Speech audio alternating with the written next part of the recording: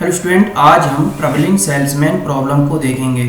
इस वीडियो में हम ट्रैवलिंग सेल्समैन प्रॉब्लम को डायनामिक प्रोग्रामिंग के थ्रू सॉल्व करेंगे। डायनामिक प्रोग्रामिंग का यूज़ करके हम ट्रैवलिंग सेल्समैन प्रॉब्लम को सॉल्व करेंगे।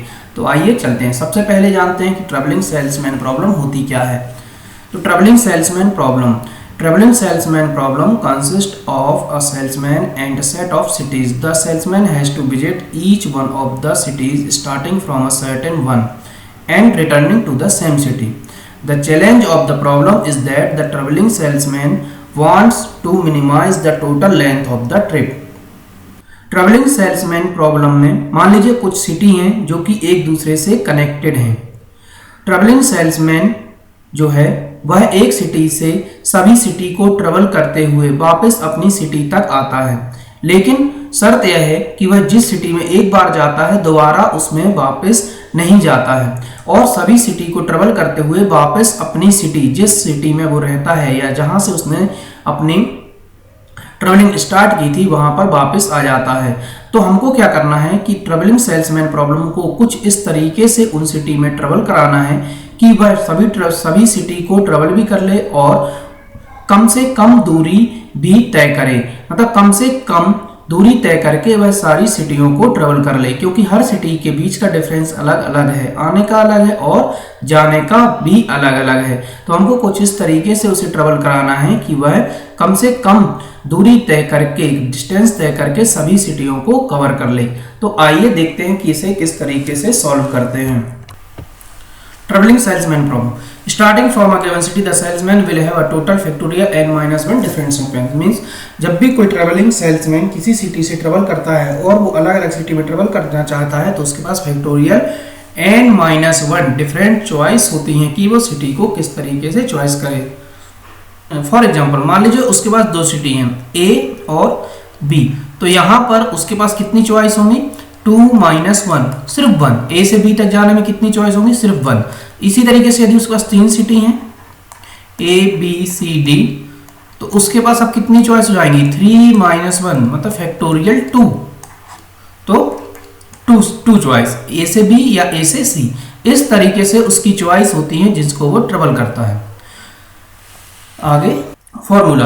अब हम देखते हैं कि ट्रैवलिंग सेल्समैन प्रॉब्लम को डायनामिक प्रोग्रामिंग के थ्रू किस तरीके से सॉल्व किया जाता है।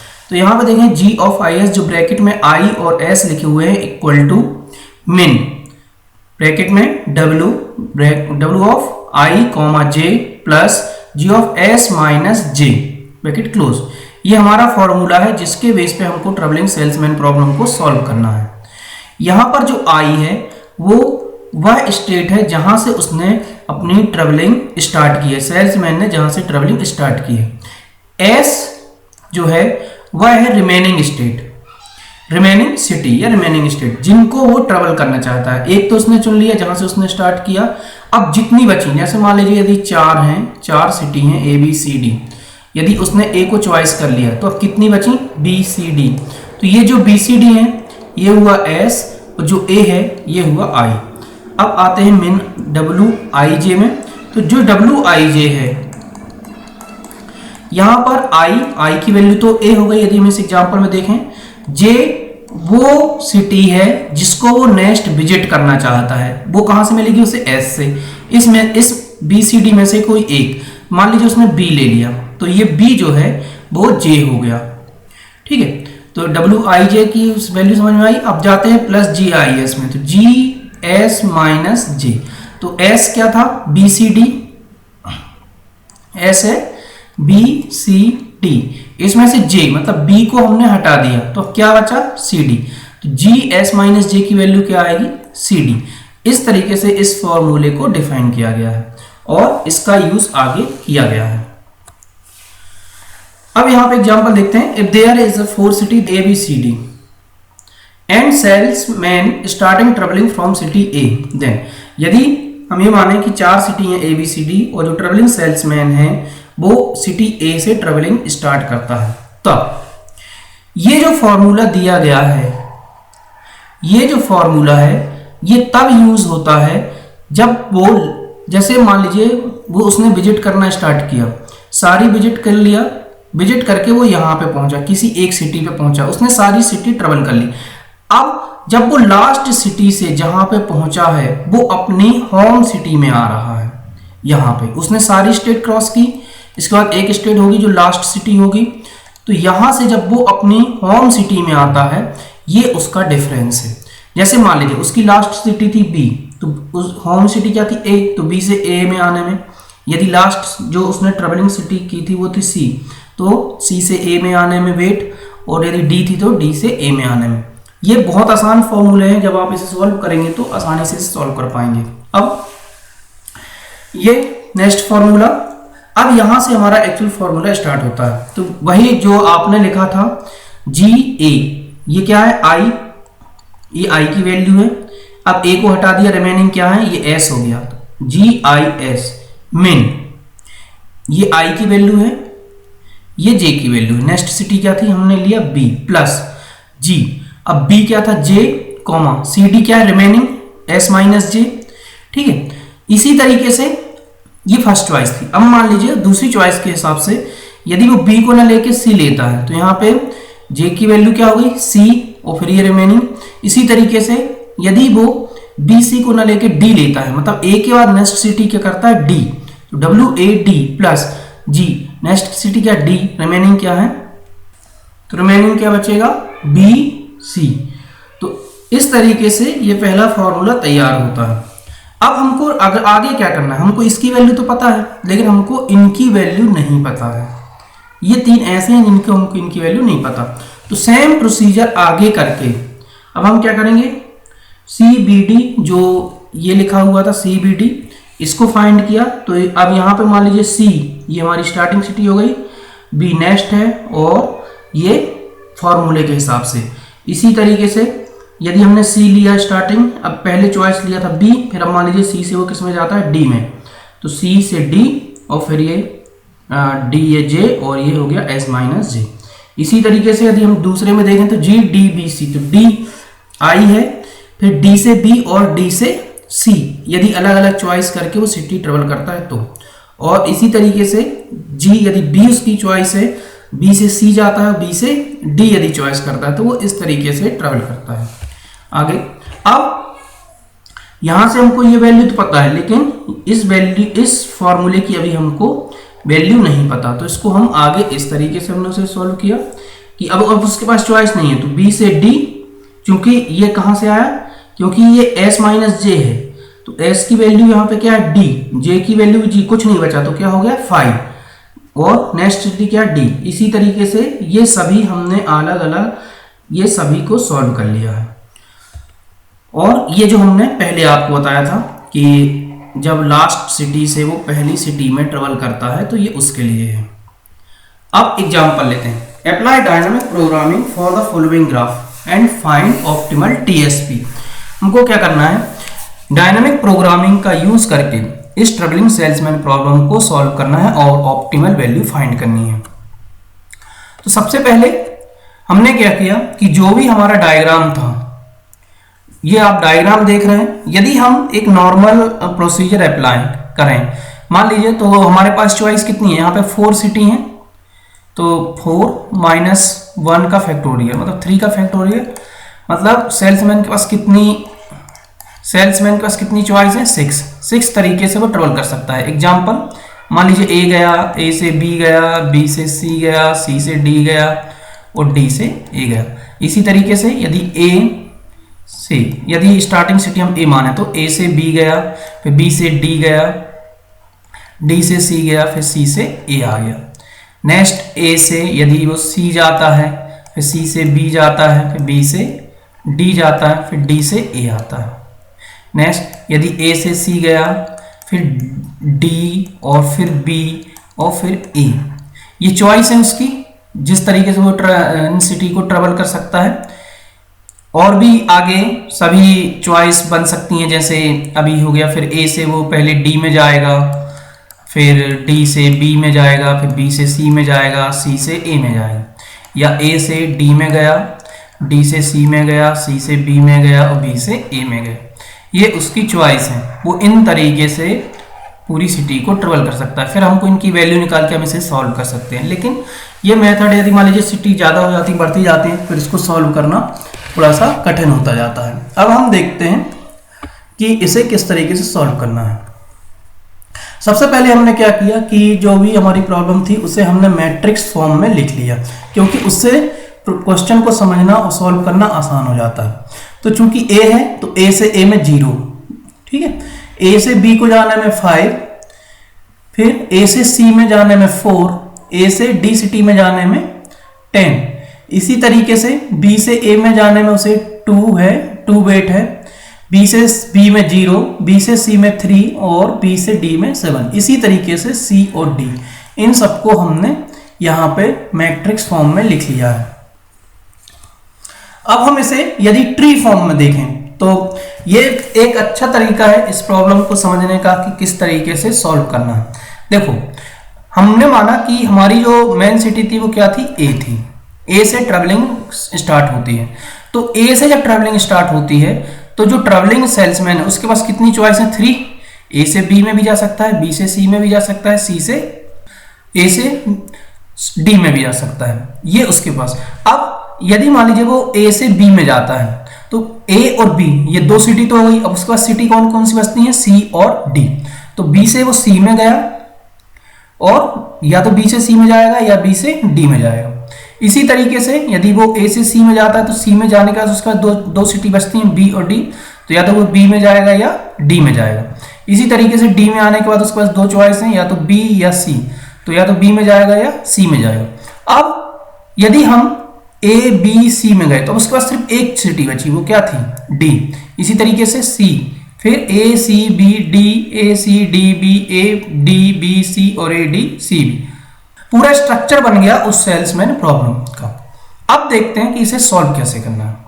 तो आप जानते हैं कि जब वो डी में जाएगा तो डी से ए में भी जाएगा, तो डी से ए में भी जाना है उसे। इसी तरीके से सी से वो ए में आएगा, डी से ए में आएगा, बी से ए में आएगा, सी से ए में आएगा और बी से ए में आएगा। तब ये कंप्लीट एक साइकिल बनेगी जिससे वो रिटर्न वापस आ जाता है।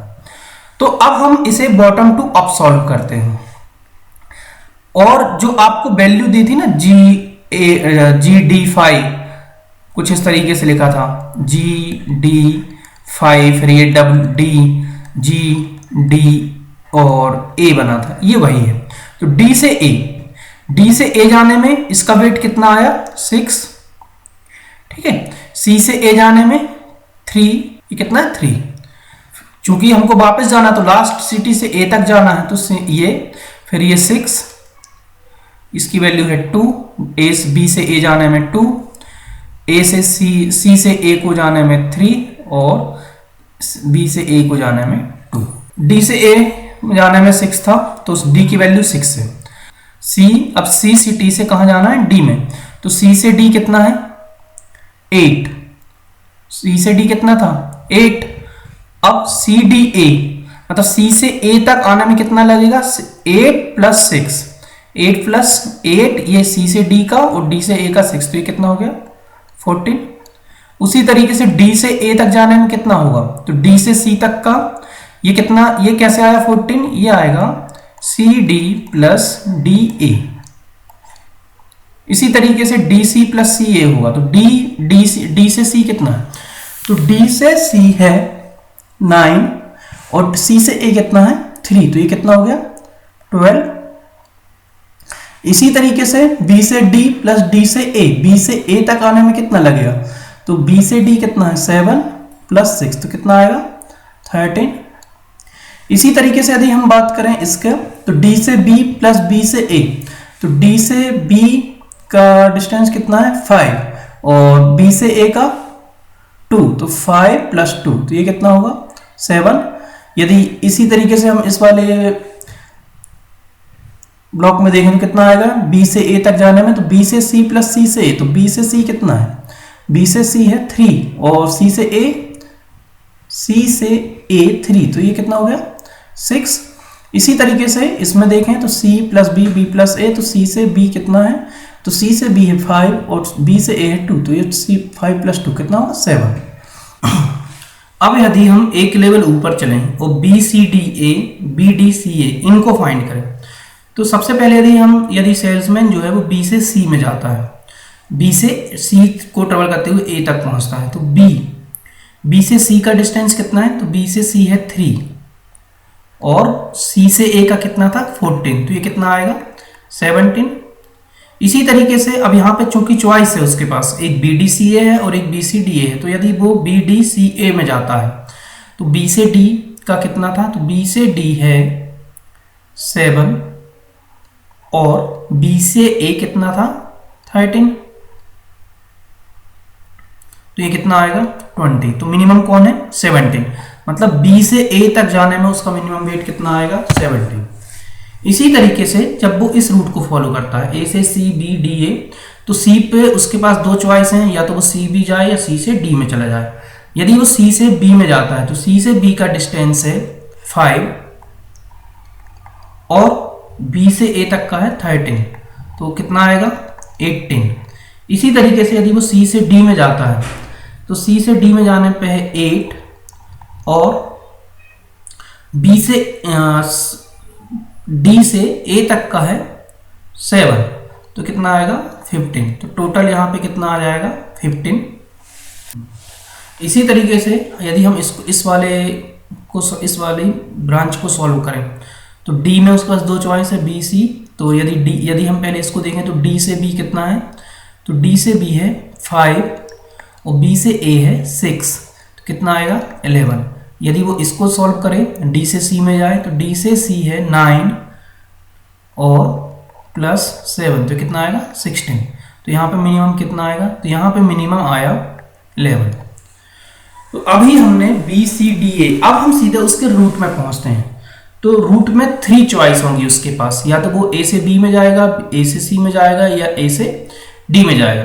यदि हम फर्स्ट देखें कि यदि वो ए से बी में जाता है, ए से बी में यदि वो ट्रेवल करता है तो ए से बी, तो ए से बी कितना है 5, ए से बी है 5 प्लस बी से ए कितना था 17, कितना आएगा 22। इसी तरीके से ए से सी, तो ए से सी है 4 और सी से ए कितना था 15, तो ये कितना आएगा 19। इसी तरीके से ए से डी है 10 और डी से ए है 11। ये 17 यहाँ है, 15 ये वाला है और ये 11 कौन सा है ये, तो कितना आएगा, ये आया 21। तो इसमें मिनिमम कौन सा है 19, मतलब ए का जो वेट आया वो कितना आया 19। और रूट कौन सा हुआ, तो रूट यदि देखें तो रूट कौन सा हुआ, रूट हुआ सेकेंड वन, मतलब ए से सी 15 लिया था हमने, ए से सी, फिर इसमें से मिनिमम कौन सा था डी वाला, तो ए सी डी फिर बी और फिर ए, ये इसका आंसर होगा। इस तरीके से हम इसे सॉल्व कर सकते हैं ट्री फॉर्म। अब यदि हम देखें फॉर्मूले में, सेम जैसे ट्री में किया था उसी को अब हम फॉर्मूले के बेस में करना है। आपको मालूम है बी से ए का वेट जो हमने लास्ट में, ये जो ट्री की लास्ट लीफ थी जिसको हमने सॉल्व किया था, ये दिया गया है बी से 5, मतलब बी से ए, सी से ए और डी से ए। तो यदि यहाँ पे देखें तो बी से ए कितना है, तो बी से ए है 2, ये 2 आएगा, सी से ए है 3 और डी से ए है 6। ये हमारे पास इसकी वैल्यू आ गई अपने फॉर्मूले की, जो हमारा फॉर्मूला था GB5, मतलब जब लास्ट सिटी होती है उससे जब रिटर्न वो स्टार्टिंग सिटी में आता है जहां से उसने स्टार्ट किया था, तो B से A। इस तरीके से हमने इसको सॉल्व कर लिया। अब आते हैं आगे। तो यदि हम यहाँ पे देखें, अब हमको क्या करना है, B से D, D से B, B से C, C से B, C से D और D से C, ये हमारा फॉर्मूला है। इसमें हम क्या करेंगे, वैल्यू पुट करते जाएंगे। तो सबसे पहले B से D, तो B से D क्या है 7 प्लस D5, तो D5 D से A कितना निकला था 6, तो कितना आया 13। इसी तरीके से बेट DB, तो DB कितना है, D से B कितना है 5 और B से A कितना था 2, तो ये कितना आया 7। फिर B से C, तो B से C है 3 प्लस C से A 3, तो कितना आएगा 6। C से B है 5 प्लस B से A है 2, कितना आएगा 7। फिर C से D, तो C से D है 8 और D से A 6, तो कितना आएगा 14। और D से C, तो D से C है 9 और C से A 3, कितना आएगा 12। अब हम एक पीछे और जाते हैं अपने ट्री में। तो ये फॉर्मूला था, आपको पहले बताया था, इस तरीके से हम अपना फॉर्मूला लिख लेते हैं। यहाँ पे ये सबसे पहले चॉइस है कि यदि वो सी में गया तो सी से बी और फिर ये सी से डी, इन दो में से जो मिनिमम आएगा वही उसका आंसर होगा। तो यहाँ पे हम यदि इसको फाइंड करें जी सी बी डी को, तो ये कितना आएगा, तो ये आएगा। यदि हम इसमें देखें सी से बी, चूंकि ये हमको अपने मैट्रिक्स से मिलेगा, तो सी से बी कितना है 5 और प्लस जी बी डी, तो जी बी डी हमारे फॉर्मूले में है, उसमें हम देख लेते हैं जी बी डी। तो जी बी डी कितना है 13, तो हमने यहाँ लिख दिया 13, ठीक है, कॉमा डब्ल्यू सी डी, सी से डी कितना है 8 और डी से बी कितना है, ये हमारे फॉर्मूले में मिलेगा डी से बी, तो डी से बी है 7, तो 7। तो यहाँ पे आएगा, एक आएगा 18 और एक आएगा 15, इनमें से मिनिमम कौन है, तो मिनिमम क्या है 15, ठीक है। मतलब जी सी बी डी की वैल्यू हमको क्या मिल गई 15, ये इसकी वैल्यू है, जी सी बी डी क्या मिला 15। तो इसी तरीके से जब डी बी सी को सॉल्व करेंगे तो डी बी की वैल्यू कितनी है, डी से बी, तो डी से बी है 5 और ये हमने अभी सॉल्व किया है इसे बी सी, तो बी सी आया है 6, कॉमा नेक्स्ट देखें डी यदि डी से सी सी टी में जाता है तो है 9 और सी बी, तो सी बी है 7, तो यहाँ पे कितना आया 11 और 16, तो मिनिमम क्या है 11, तो ये इसकी वैल्यू होगी क्या होगी 11 डी बी सी की। इसी तरीके से यदि इसको देखें तो जो बी सी डी, तो बी सी डी में डब्ल्यू बी से सी कितना है, बी से सी है 3 प्लस जी सी डी, तो जी सी डी हमको इधर से मिल गया, तो सी डी है 14, तो यहाँ पे 14, कॉमा बी डी, तो बी से डी है 7 और डी से सी, तो डी सी है 12, तो यहाँ पे हमको मिलेगा 17 और 19, तो इसमें से मिनिमम क्या है 17, तो इसकी वैल्यू हमको क्या मिल गई 17, ठीक। ये आप फॉर्मूला बेस्ड है, फॉर्मूला आप देख सकते हैं, फॉर्मूला बनाना बहुत आसान है, बहुत ही आसान है फॉर्मूला बनाना। आपको सिर्फ देखना है एक फॉर्मूला जो आपको बताया था स्टार्टिंग में, सिर्फ उसको याद रखना है और उसके आधार पे आपके सारे फॉर्मूले बनते जाएंगे, ये वो फॉर्मूला है। बस आपको यदि ये फॉर्मूला समझ में आ गया तो बाकी फॉर्मूले आप आसानी से बना सकते हो। अब हम आगे देखते हैं, यहाँ अब हम रूट पे पहुंच गए हैं, तो रूट से 3 रूट हैं, बी सी बी है और डी बी है। तो यहाँ पे ये उसका फॉर्मूला है, सबसे पहले बी लिया तो रिमेनिंग, फिर सी लिया तो ये रिमेनिंग और डी लिया तो रिमेनिंग। तो यदि ए से बी में जाता है, तो ए से बी में यदि गया तो ए से बी का है 5 और बी सी डी की वैल्यू कितनी आई, अभी हमने इसे सॉल्व किया, तो बी सी डी की वैल्यू आई है 17, तो हमने यहाँ 17 लिख दिया, कॉमा ए सी, तो ए से सी है 4 प्लस सी बी डी की वैल्यू कितनी आई है, तो सी बी डी अभी हमने सॉल्व किया था, तो सी बी डी आया है 15, तो हमने यहाँ 15 लिख दिया।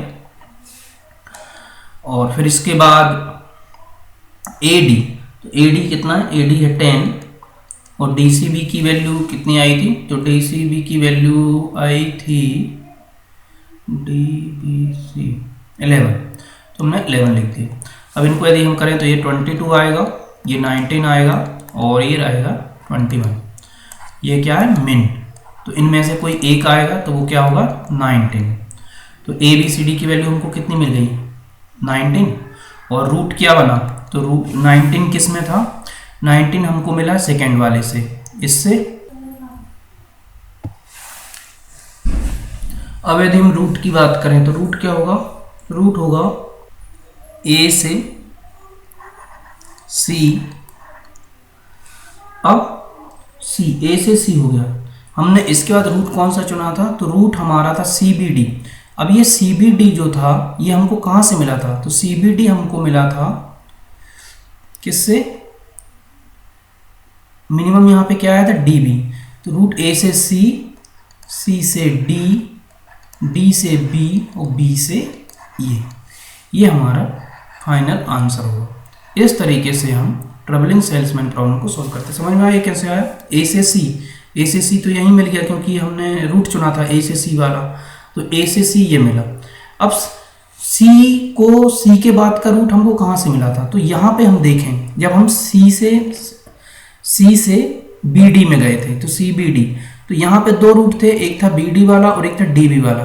तो हमको जो मिनिमम मिला था वो डी बी वाला से मिला था। तो सी से जो अगला रूट बनेगा वो क्या बनेगा, डी से बी, तो डी से बी, बी से लास्ट में ए, ये हमारा फाइनल आंसर होगा। और जो इसकी वैल्यू आएगी वो कितनी आएगी, 99। तो डायनामिक प्रोग्रामिंग से ट्रेवलिंग सेल्समैन प्रॉब्लम को इस तरीके से सॉल्व किया जाता है। तो आप इस वीडियो को और ध्यान से देख सकते हैं और इसको सॉल्व करिए।